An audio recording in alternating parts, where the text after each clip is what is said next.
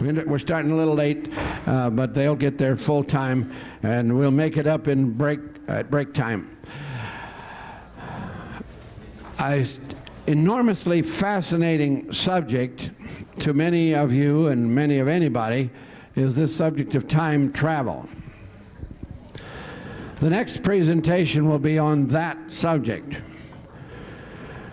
Practically everybody here has heard of the Philadephia experiment and what was a little bit on the periphery of that experiment in 1943. This morning we will have with us somebody who personally experienced the work in that area at that time. My pleasure is to introduce Deborah Cunningham first, an associate of Drue, who will also speak on this subject of time travel. They spoke for us in Denver in August and did what to me was the most understandable presentation on this, what I think is pretty complex subject of time travel.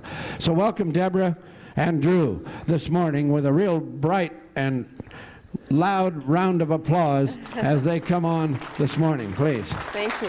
Go ahead. You're wired. Good morning.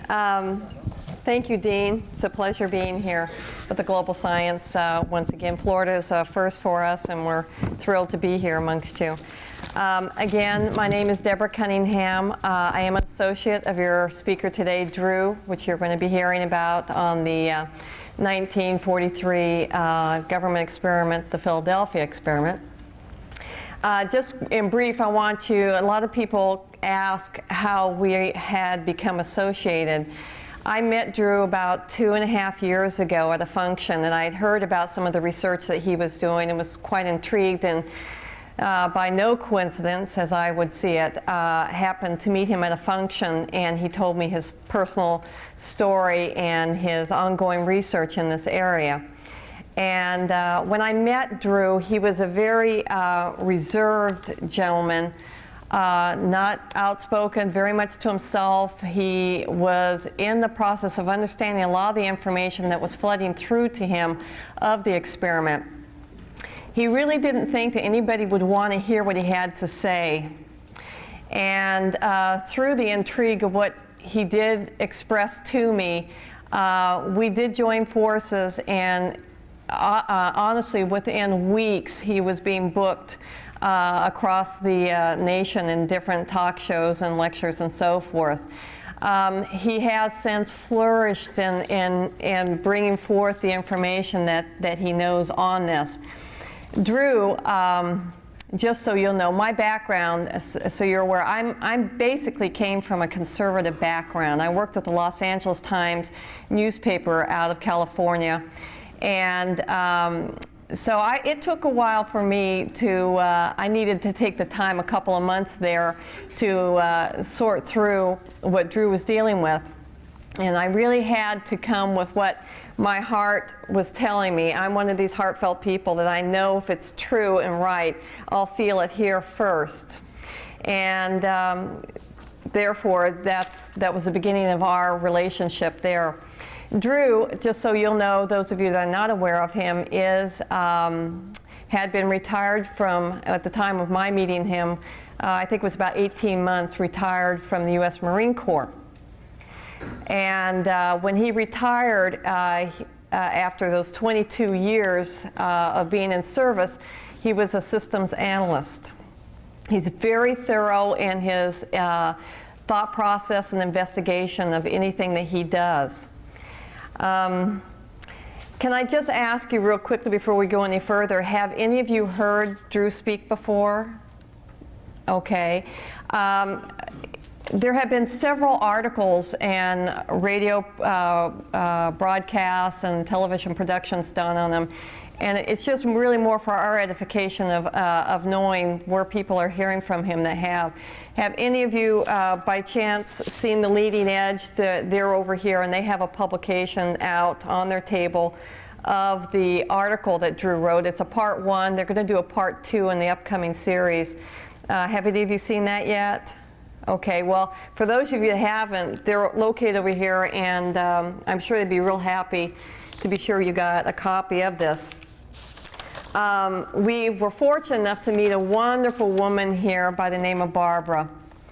I don't believe in coincidences, and we had been looking for a magazine on the newsstands, which I don't believe is out yet. It's only by home subscription, of Fate magazine. It was an article that Drue had written that they published, and it was quite interesting because everything that Drue gets involved with is always right on or beyond the deadlines of most people's way of putting things together or doing things. And they will stop and make room for his information. And his article is in this. This wonderful woman, Barbara, I know she's out there somewhere, brought this. She had it in her hotel room. So he's the leading feature in this. They have a couple of articles of short articles of other people discussing the Philadephia experiment, and Drue talks about, there's a 5-page spread in here of his personal saga on it and his investigative report. So if you're able to pick that up too, you might enjoy that. Did any of you by chance see his most recent television production? I'm not sure you even have it out here. I believe they are a national show. It's called Strange Universe. No? Oh, you do? Okay. Did any of you have a chance to see that?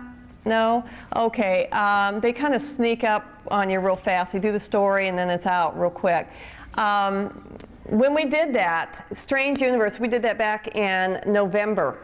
And we were at Lake Mead, Nevada, and Drue will tell you as we get into the production here today that that was one of the areas where the ship came through. And we toured with this television crew out to Lake Mead with a caravan of many, many people, such as yourselves, who wanted to go out and experience the area where the ship came in. And it was a real treat because we were able to show people that were from all areas of understanding, of the scientific to just the general everyday person without the knowledge of that, to the metaphysical. I use that word very loosely, but for lack of a better word, those that are gifted. And so we did a wonderful production that was a lot of fun to take them out to this area to show the molecular structure of the area where the ship came through had been altered due to the magnetic field of the ship when it came through. So anyway, from there, I do want to ask you, let's see here, we've got several other publications that he has done articles in, the connecting link. So many of you have come up and told us that you had read the first part, and there's actually a 3-parter on that. Ancient Prophecies, back in, I believe it aired February '96. I don't know if any of you had seen that. Is there anyone here who had? It was done with Philadephia. Good. Okay, at least a few had. For you few to appreciate this, and the rest I hope as well, some really wonderful things can happen working with Drue, and this has been part of the clarification to me that he truly is who he claims to be. When we went to Hollywood to have the 4-hour casting done of this production, some unusual things happen, anomalies, and they happen all the time when I'm with Drue. They have a setting where they have Drue sitting and they have an interviewer here, and you don't see the interviewer on their television productions. You hear the person speaking and they cut it with sound, with voiceovers. The gal that was interviewing him wore glasses, and she kept taking her glasses off and on during this process, and he maintained quite well through this, despite this poor woman doing this routine with her glasses. And she did it not only once or twice, 3 or 4 times, many times over during this process. And I didn't know what was going on, and I'll get to that in just a moment. But I want to leave you with that thought for a moment. The technician I was sitting next to that was running the camera equipment, and he has a television monitor. They have the camera equipment and the monitor so that they can see exactly what is going on and how it's viewing for you to see. They had very explicitly explained before we got in there, in fact, there was some kind of laughter behind our backs about this paranormal activity and who this man claims to be. And they really were not into anything of that nature, strictly what they would call boring documentaries, they'd tell us. This technician sat there, and he got to where he got so excited, he'd start pointing. You can't talk when this taping's going on. He would be pointing at the monitor. He would start seeing, and for those of you that can appreciate it, geometric forms of pyramids appearing in color form on Drue's shoulder. And see, they do the backstaging with the light and everything else so they know what they've got. And he kept focusing on that. He couldn't figure it out. And it got to where he was actually moving the camera over so that on the monitor, Drue's face was going like this, and it was focusing in on this geometric form. So aside from that, they had to stop the camera equipment, and he went down to work on the lights down by Drue's feet and the interviewer's feet. And she said, well, what's the problem? And he says, well, we're getting lightning bolts on the monitor. Well, I will tell you more about that as well. In short, when the whole process was over and we were out in the hallway speaking with the interviewer, she apologized for her interruption with this glass cleaning that she was having. She continued to do that as she spoke with us in the hallway, and she says, you know, I don't see but maybe a thumbnail or understand a thumbnail of this energy stuff that you talk about. But she says, for some reason, during this interview process, she says, and right now, I am seeing a whole nother man when I look at you. So you will come to learn through Drue's story what that means. But basically, we asked her to describe what he looked like, and the man she described was actually the way Drue looked in the 40s during the time frame of the experiment. She told me she had never had more validation of anybody she's ever dealt with within this realm as she had right then and there. It totally changed her thought process. So I had to share that with you. It still gives me goosebumps. It was great. Other anomalies will happen sometimes, and I don't know if it will today, but if you happen to notice anything, please share it at the end if you wish. Sometimes lights will flicker, or different things can happen. Your magnetic strips on your credit cards or your room keys. We've had very conservative people come up to us later who have said, you're right, I went back to my room and the magnetic field that he creates when he speaks in the room is genuinely there, can alter those strips, and their keys won't work, or something like that will happen. So if you're planning to go back to your room, if you're staying here, good luck. Also of which, camera equipment. This is really interesting because I have to applaud Global Science and Drue for containing his energy during the lecture that we did with them in Denver this last year. Because Drue has been unrecordable. We have a videotape that we sell at our table that was done about a year ago. It was we had been trying for a period of time to get something on him. When we did that production in itself, when we were done with the taping process, a whole wall of energy shut down. And they said, oh, we got to call an electrician. We don't understand. There's no energy here. And I said, no, you just have to let Drue go for 4 hours and it'll be fine. And sure enough, 4 hours later, I went in and plugged the cord because they didn't believe me. And everything was on. This is the kind of thing that happens when his field of energy can interrupt camera equipment. And I'm really hopeful that Global is successful again today as they were earlier this year with their production, because they are the only other one to have a videotape that was successful on Drue. So if you already have our tape and you want Global Sciences, they're the only other one. We've had other people genuinely from their heart want to come in and test us out on this, and we let them.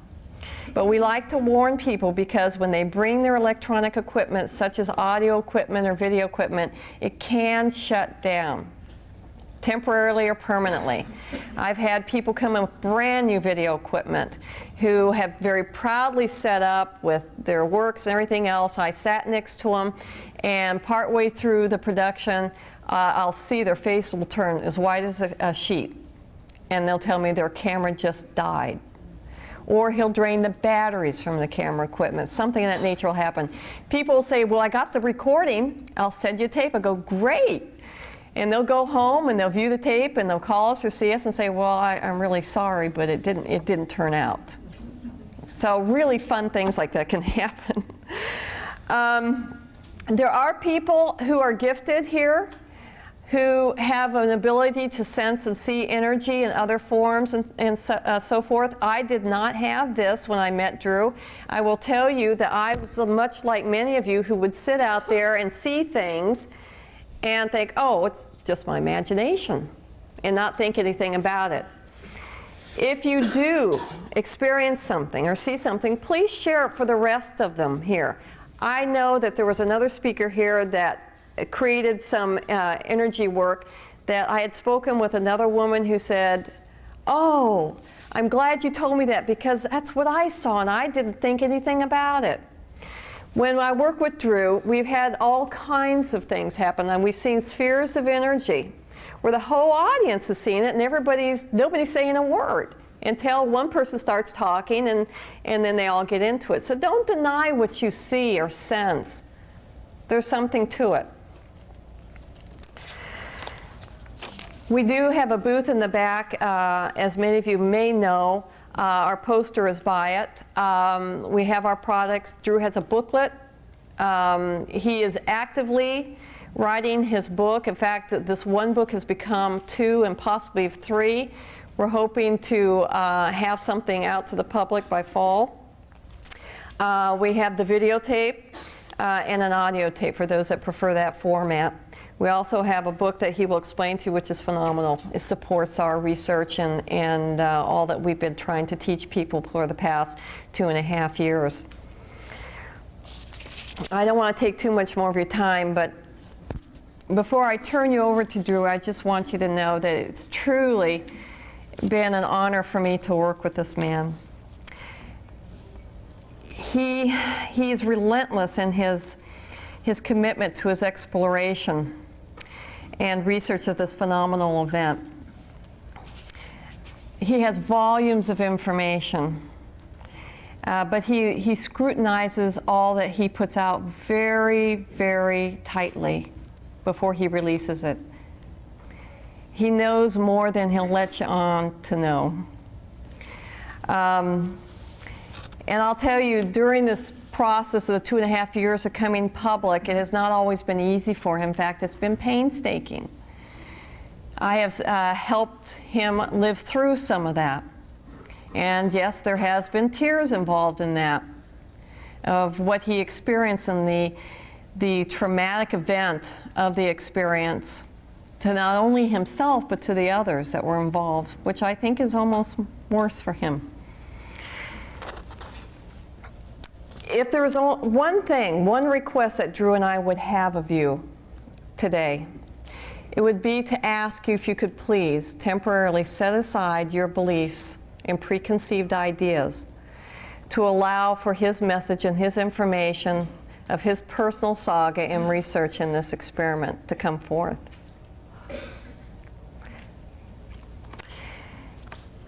And now, if you would please help me to welcome your guest speaker today, Drue. I will present Drue to you.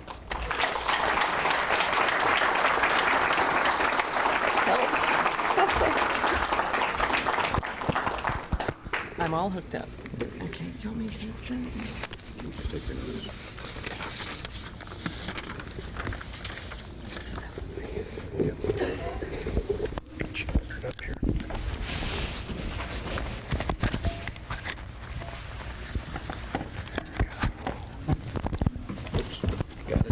Thanks. Nice recovery. Can everybody hear me okay? This other button here. Get a little higher. He's going to dress me.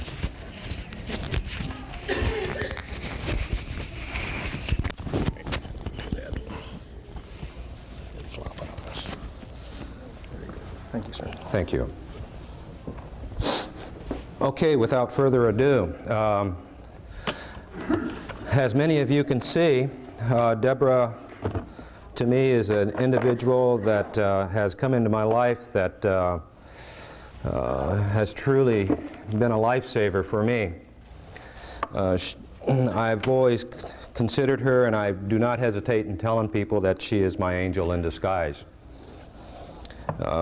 Our relationship has been fun. If many of you have difficulty in accepting some of the things that I have to say to you tonight or today, this morning, that's not usual for me to speak in the morning like this, so that's okay.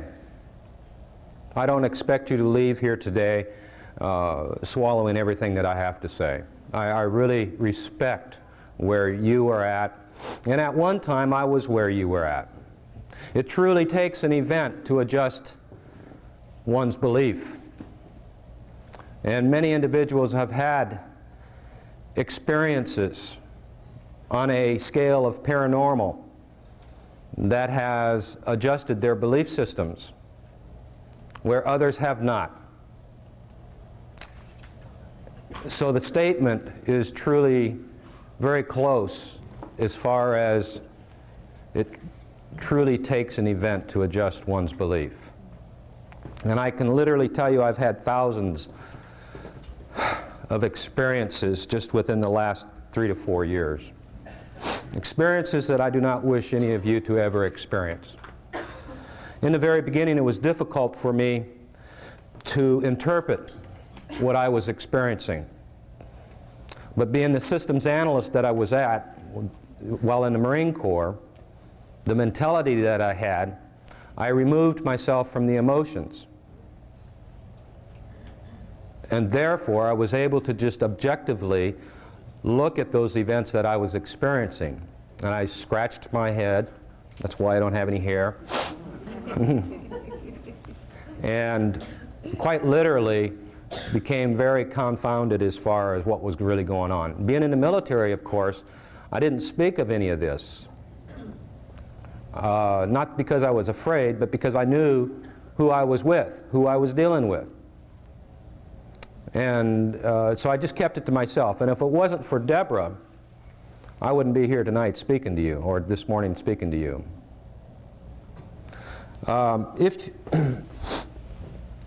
A lot of people have asked, what is my purpose? What is my intent? What do I really want to do here? And it has taken an awful lot of thought processing on my part to really figure out what it is that I want to do since I retired.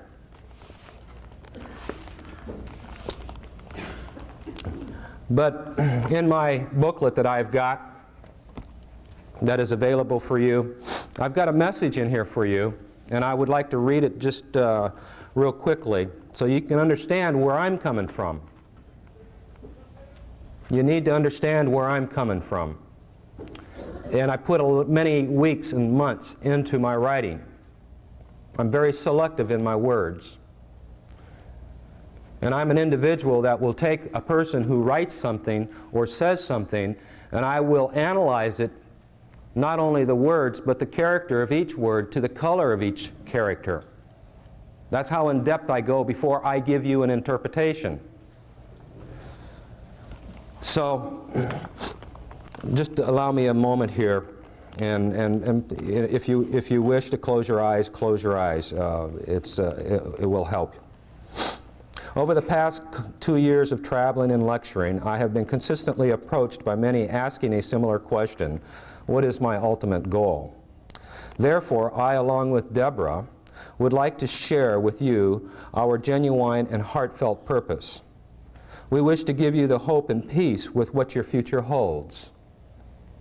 Through my involvement with the Philadephia experiment and other related experiences collectively, I have come to certain understandings and perceptions on the subject matter of time.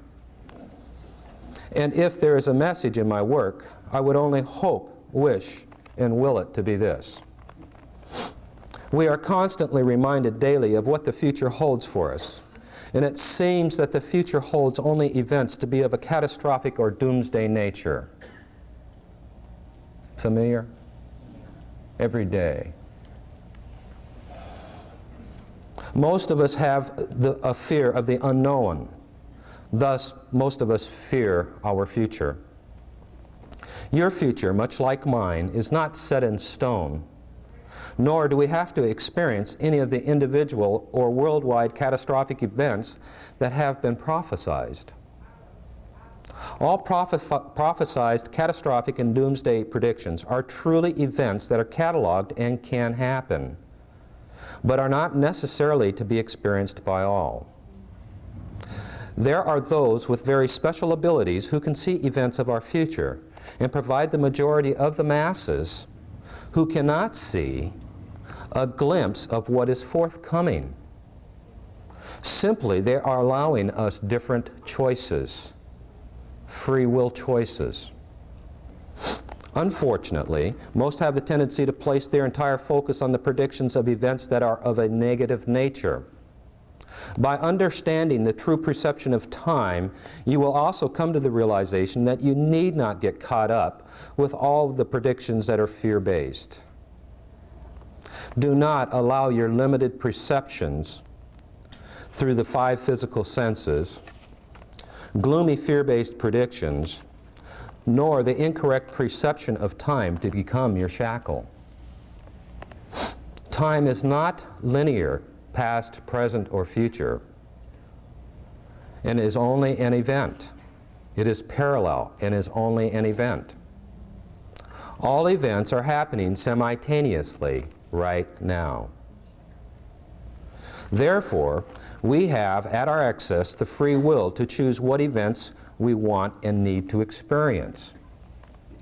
Our free will is supreme in this universe, but we also have the tendency to allow others to make decisions for us. By doing so, they may make decisions for their own welfare and not yours. Then, when events do not come out like we would want them, we consider ourselves a victim. Is not making a decision a decision? Fear is a human emotion, and emotions are an outwardly projection of your vibrational frequency, and is also a means by which you can determine your own frequency. We all have a range of frequencies that we vibrate at, and it's the daily reminders of these predictions, no matter how large or small, that can place us in a fear-based frequency. Energy is energy. It does not nor cannot distinguish between good or bad, negative or positive. It's just energy. Thus, what you fear the most, you will experience. What some would call a self-fulfilled prophecy. However, if you make your daily decisions using an emotion of other than fear, such as an emotion of joy, the outcome in most cases will be significantly different. It is the frequency of your energy along with your daily decisions that draws and/or attracts you magnetically to the different events. I would like to emphasize this. You are magnetically drawn to different events based upon your level of frequency and free will choices. Much like you, all events have different ranges of frequencies as well. There is an old saying, if you live by the sword, you may also die by the sword. In conclusion, create and experience all those good things that you desire in life, for they too await your beckoning. It's your free will choice. That's what I would like you to get today. Nothing else that I speak of is important to me. I am not a guru looking for followers. That's not my purpose. My purpose is to explain to you a phenomenon that took place, that I was personally involved with, to show you that it can happen, and it did happen. But we have had many people try to explain this phenomena that has made it become out of our reach of understanding. We have even gone as far as making it an occult situation. Well, believe it or not, mainstream scientists are dealing in their own occult. An occult is not a bad word. It just simply means that we don't understand what we're dealing with. So we have to become perceptually aware. But their language and the way they do their daily business with the public, you and I, is simply over our heads. Because that's how important they are. If they can put something over your head, it makes them feel more important. Well, darn it, we need to get down to the basics here. And during my lecture, and even more so in my workshops, sometime scheduled later on tomorrow, I believe, we get into some very detailed discussions, but not such a way that it's going to go over your head. I don't want you to be confused with who I am. I know it's difficult for people to understand, well, gee whiz, how is he from the 40s? He don't even look old enough. That's only solely because there is a lack of understanding of time. That's simply the answer. I'm going to throw on the chart here, and I'm going to hope you can all see this. If you cannot, please provide me with some verbal means of communications that everybody can. This is linear time, and of course, both ends of it. I do not know how to adjust this, so is this, what we're going to do, we'll just use the chart that we have on the screen here. Can everybody see this okay? Well, we can't go any higher. Well, maybe I can. I'll just, okay, great, thank you. Okay, great. Yeah, so I'll move this just right there. It's okay, Deborah. Okay. Do we need to turn the lights off so everybody can see? Is this okay? How many people wear glasses? How many people have got 20/20 vision? How many people wear hearing aids? Got perfect hearing? Gee whiz, I want you to think about all that. I say nothing unless it's important. Thank you. Okay, this is how we perceive time. This is how I perceive time. Linear. We have you right here, and you were born in 1953, and you're going to live until 2009. That's right, folks. You come into this world and you will leave this world physically through physical death, predetermined. A lot of people have that, and that's very difficult to swallow. That's the way it is. Now, supposedly, when we look down this timeline, this direction, this is the past. And when I look down this timeline, from here, this is my future. And we can look at this chart and we can more or less say, okay, well, these are different lives in the past, and these are different people in the future. But what I want you to do, this is your own personal timeline. Okay, this is your own personal timeline. This is you, but this is also you, and you, and you, and you. And these are you in the future. Okay? Thank you. This is your own personal timeline. Now, some folks with certain beliefs will say, okay, well, these are reincarnated lives. Well, reincarnation, basically, the word reincarnation, if you believe in linear time, then reincarnation is appropriate, is it not? So what happens here is we reincarnate. We live another life, and we live another life, and we live another life. And there may be many reasons why we're going to live many lives. A lot of people say that we have to fulfill or repay karma. That's another belief. You see? So there's many different beliefs out there, and you fall in one of those categories. You've got to look at your belief system. This will task you. This will certainly task you. I look at this timeline here, and now I do not have a silhouette here, and there's a reason for it. We're talking about time travel here.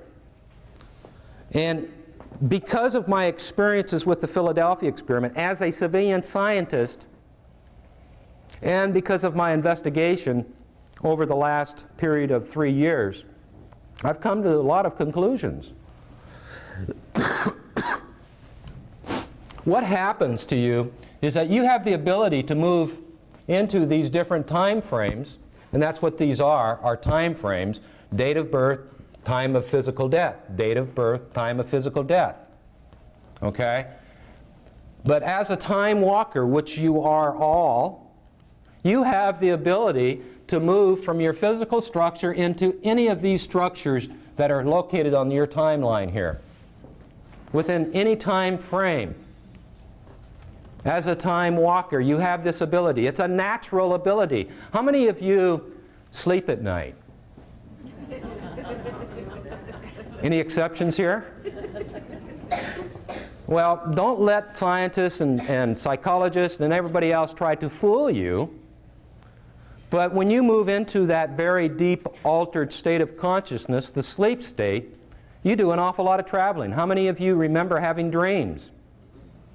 These are some of your experiences that you are actually experiencing when you move into that state. You're moving your spiritual essence from one physical body into another physical body.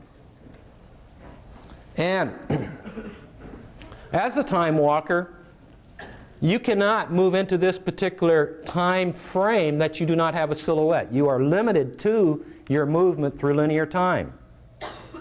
Okay? You're limited to your movement. You have to have another body, physical body, to move into. How many of you have seen Quantum Leap as a series? That's a pretty good visualization, okay? Whew. Okay? But he's doing it in a different altered state. You do it while you sleep. We might not want to reconsider what reasons we are going to bed for. We sleep 1/3 of our life. So, my understanding of time, however, is not linear, though I live it as much as you do. But when somebody asks me for the time of day or for what date it is, I don't know. I literally don't know. And in fact, I can be a month ahead or a year behind in my understanding of time, where I'm located on the timeline. This is parallel time.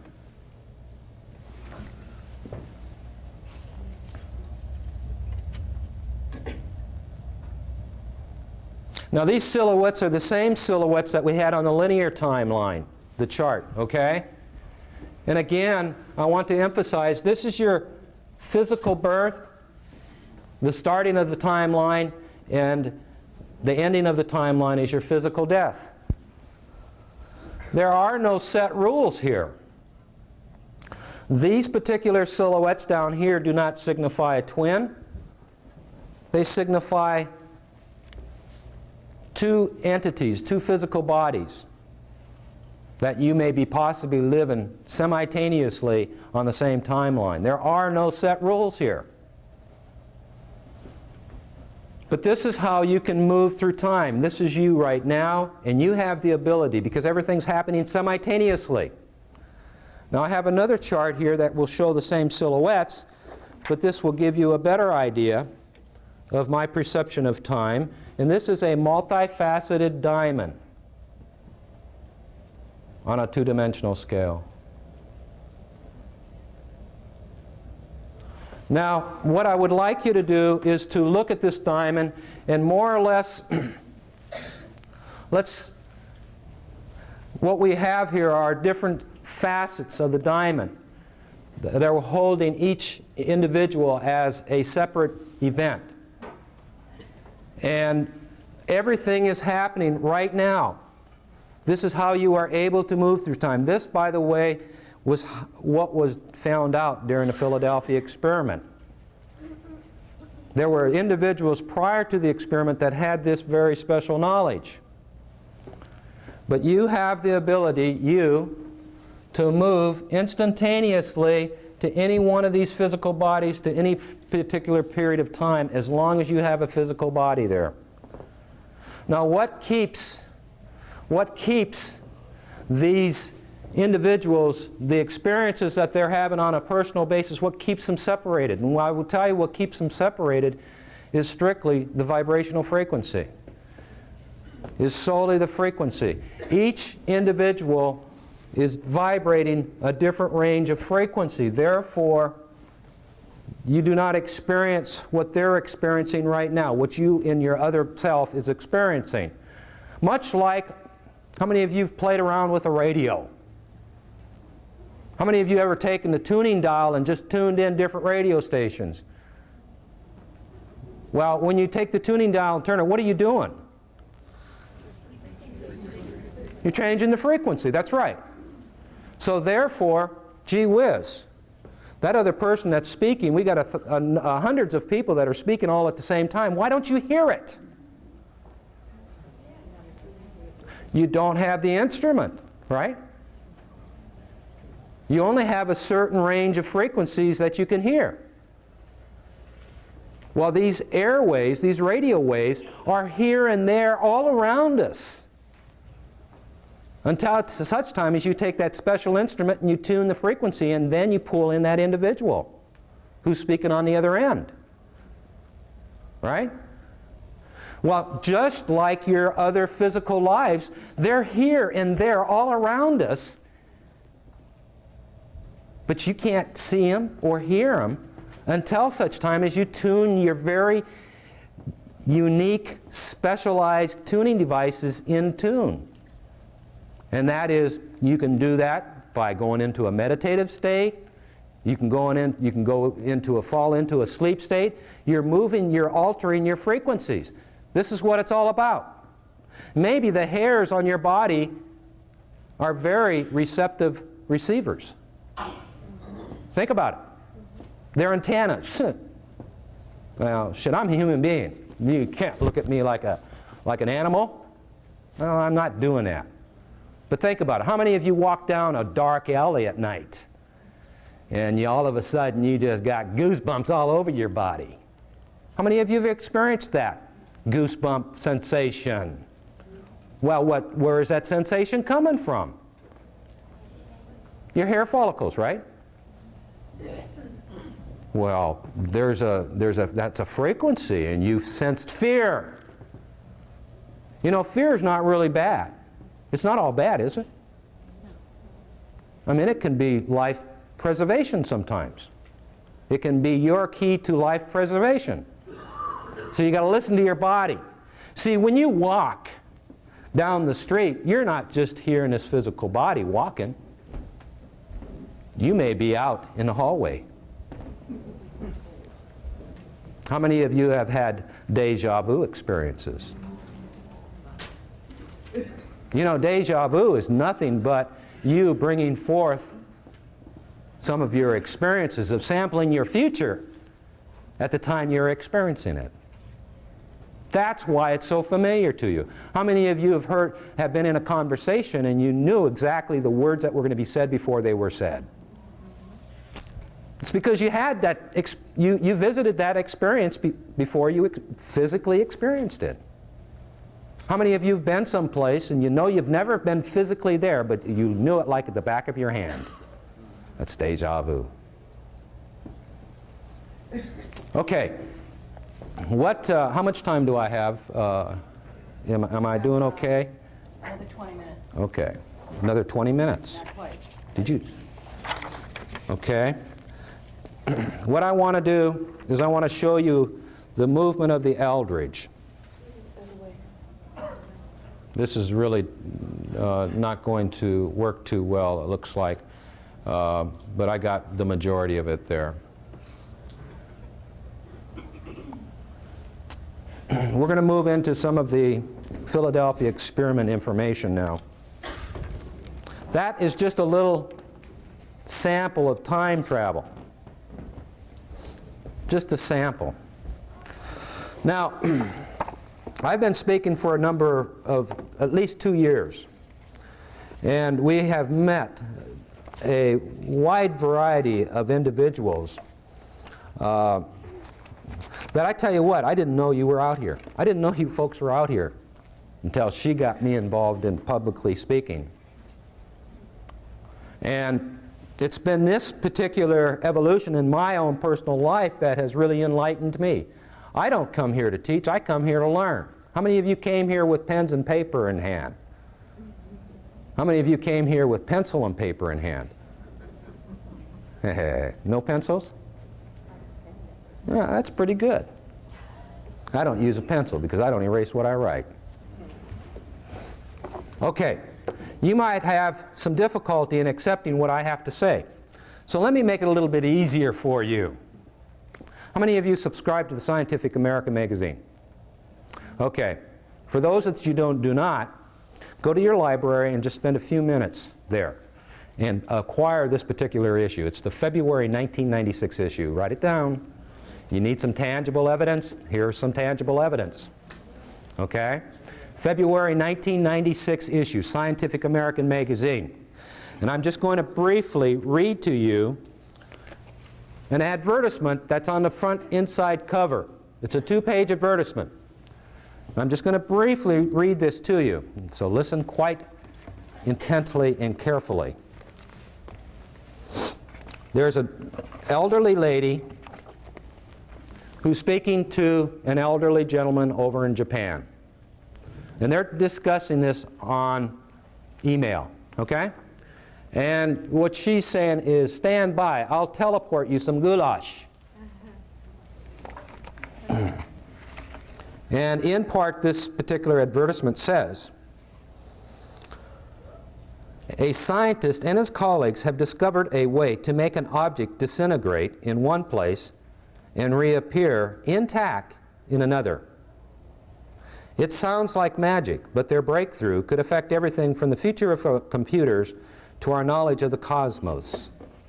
Smart guys, they say, but none of them can stuff a cabbage yet. IBM. IBM. Now, did everybody just understand? Do you understand what I just read off to you here? They're able to make an inanimate object disintegrate, disappear, and reappear intact in another location instantaneously. Okay? Also, by the way, there's an article in this Fate magazine that Barbara gave to us yesterday evening on that particular issue, which is Beam Us Up. IBM tackles teleportation. Okay? Now let me ask you a question. I mean, let's think about this. Do you think IBM would put a 2-page advertisement in the Scientific American magazine just for the hell of it? No. Of course not. No. Or spend the thousands and thousands of dollars just for the hell of it? No, they're not. Okay? They're quite serious in what they're doing. Okay? Pardon? I say the intent was metaphoric. Getting us ready. Absolutely. It was very sneaky the way they put it in there, okay? We've had a lot of people that are, I will say, I'm not trying to degrade another person. This is not my purpose. I believe and I am very tolerant of everybody's personal situation, regardless of their race, their creed, whatever you want to apply. I'm very respectful to each and every individual because I expect that from me. we just have to learn to be tolerant with each other. We're all at, you know, we just don't all have the same experiences. But we've had individuals read this particular item here, and they think they're just talking about computers. That's all they see, okay? Okay, I'm going to have to rush through some stuff here. Real fast, something that fell in our lap here in Santa Fe maybe about 8 months ago. Virtual Geographic Lead. This is a very intense reading book, okay? And it discusses some of Alexander Graham Bell. It's a secret society that was established in 1895. It talks about Tesla and his technology and the development of time traveling 100 years ago. 100 years ago. These are journals that were written by individuals that were part of this particular society. You can't get these at the bookstores. There's only 10 locations where they have digital theme parks located at. The closest one to here is Atlanta. Okay? Intense reading. And it substantiated to me a lot of what I was doing in the very beginning. It just substantiated for myself. But it's real great reading, I tell you. Okay, let me try to give you an idea of what we're going to discuss here during our, during the workshop here. This was the actual movement of the Eldridge. We'd surged on the 15th of August. We had actually created an electromagnetic field surrounding the entire ship, the USS Eldridge, which is a destroyer. This is the USS Eldridge, and I don't know if the camera can pick it up because of the lighting or not. But these are actual photographs of the USS Eldridge, and we will have these photographs back there in our booth here later on today so that you can come up and take a look at it, get a closer look. But I have areas blown up. Now what we had done is we actually laid out miles of cable, okay? We wrapped it around the outside perimeters of the walls, the hull of the ship. Tesla's technology basically included to put it within the hull. Well, we didn't have time for that, nor did we have the money to do it. So we used 4 different generators, and we created enough energy, believe it or not, to make this ship disappear. Now what we wanted to do was to just move the Eldridge from here, and we were out in the Atlantic Ocean. All we wanted to do was move it from here to here, which was basically a distance of 100 miles. Okay? But what we wanted to do was make it disappear and have it reappear, just like IBM. Okay? But because of the configurations of the experiment and because of some of the experiences, lack of experiences that we had with the technology, see, up until the 15th of August, no human being was ever included in any of the experimentation. All experimentation was conducted with inanimate objects. Now I want you to think about this. I want you to really think about this. Do you think the Navy or anybody else, any scientific community, would take such a large object, to include the human factor, and conduct an experiment without doing prior experiments prior, and have them be successful? They were successful. Okay? If something isn't successful, you wouldn't take such a large object with individuals and try to do this type of movement. So we had a number of successful experiments, and what ended up happening is we got surged through time, something we did not expect. All we were attempting to do was to move the ship from one linear location, one physical location, point A to point B. That's all we were attempting to do. It had nothing to do with radar. It had nothing to do with any of the other stuff that you've been told.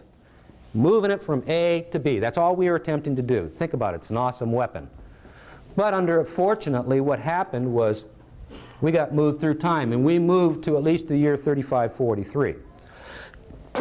Because of the energy that was generated, to give you an idea, really to do what we wanted to do would only take, as an example, 1 stick of dynamite. Okay? What ended up happening, we used like 2,000 sticks of dynamite. And we didn't expect this movement.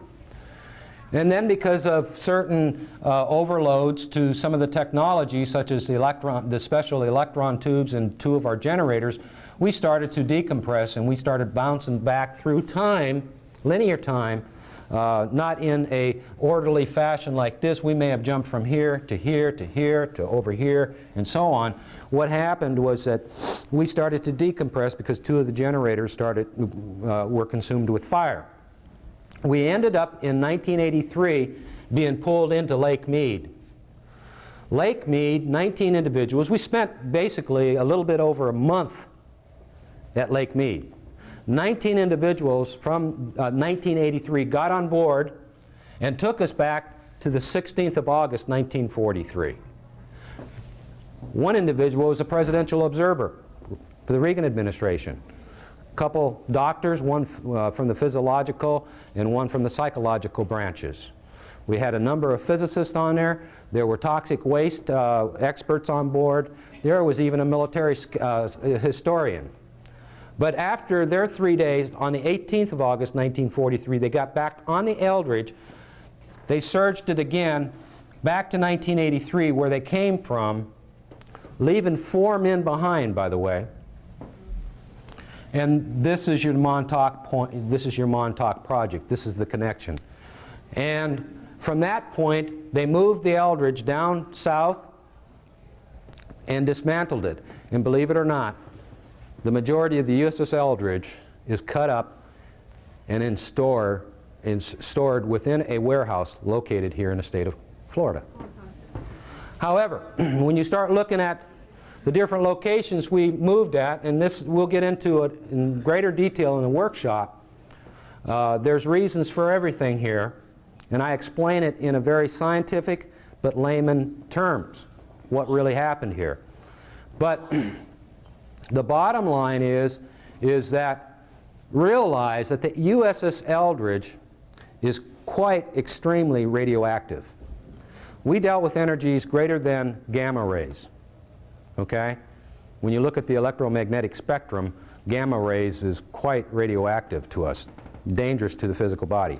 This is an official ship of a photograph of the Eldridge. It's the actual Eldridge, believe it or not. Though the date they say is September, it was falsified. On the 18th or the 18th of August, I tell you that they moved it to 1983. Well, the Navy now didn't have a ship. This photograph is dated April of '44. And this is what they're saying is the USS Eldridge. And this is the ship that was transferred to Greece. What I'm telling you is this is a decoy. This is a surrogate. And it don't take anybody with psychic abilities to come up here and take a look at this and see the differences on the upper levels of the ship. This was the prototype. Think about it. When you start dealing with energies, frequencies, the level that we were dealing with, we were engulfed within extreme levels of radiation. Frequencies equal what? Radiation. So this is not the USS Eldridge, and we'll have this back there, and you can personally come up and validate photographic evidence, by the way, of a ship that they're saying is the USS Eldridge when it's not. What happened to me? I survived the experiment. We were all kept out at sea until they found a location for those of us that did survive. There were 40-some of us that died. 27 of those were embedded within the structure of the ship. Many of them were not dead at the end of the experiment and had to be shot in the head. Many of them were kept alive for laboratory research. Can you imagine being half engulfed within steel and you're being kept alive because somebody wants to research you? Okay?